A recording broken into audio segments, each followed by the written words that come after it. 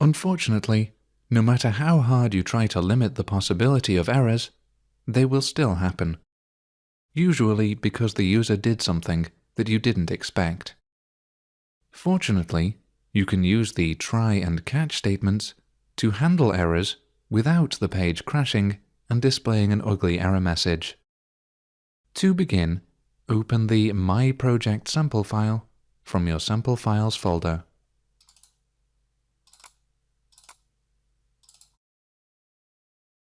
And open the code behind file of default.aspx. If you think back to Lesson 3.5, you'll remember that one of the easiest ways to cause an error is to divide by 0. Add the following code to the page load event handler. Int 0 equals 0.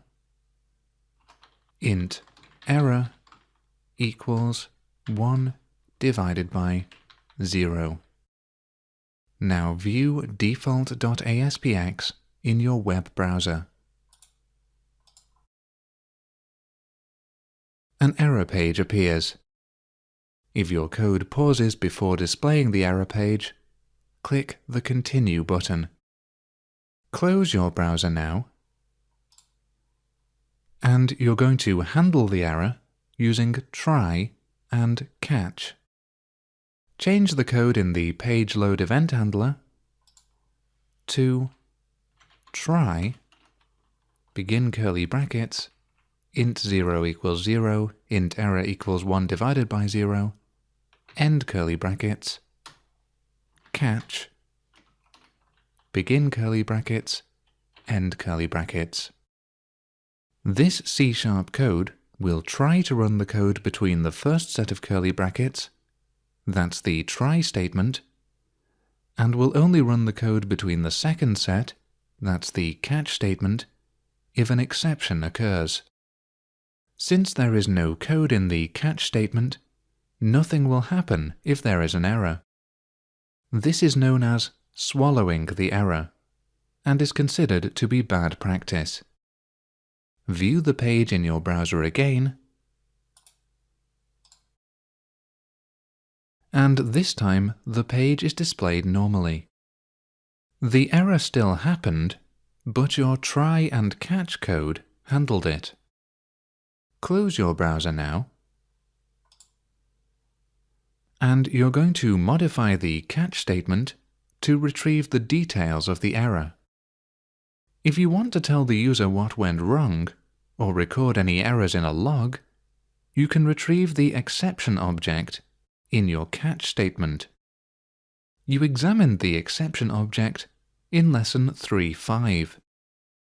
Change the catch line to catch, begin brackets, exception, x, end brackets. This code is very similar to adding an argument to a method, as you did in Lesson 6.6.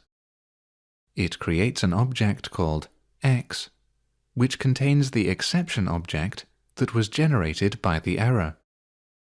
Add the following code inside the catch statement.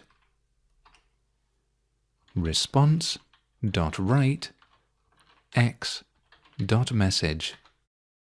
This code will display the message property of the exception object at the top of the page. Now view the page in your browser,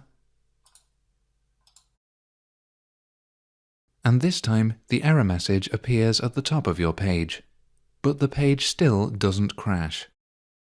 Try and catch are great for handling errors in specific methods. You should use try and catch whenever you have code that could cause an error, especially if it deals with data that was entered by the user. By using try and catch, you can inform the user if something goes wrong, instead of displaying a default error message. It is possible, however, to handle errors for your entire site. You'll learn how to do this in Lesson 12.2. Close your web browser now, and close Visual Studio. You've now completed Lesson 7.6. Use try and catch to handle errors.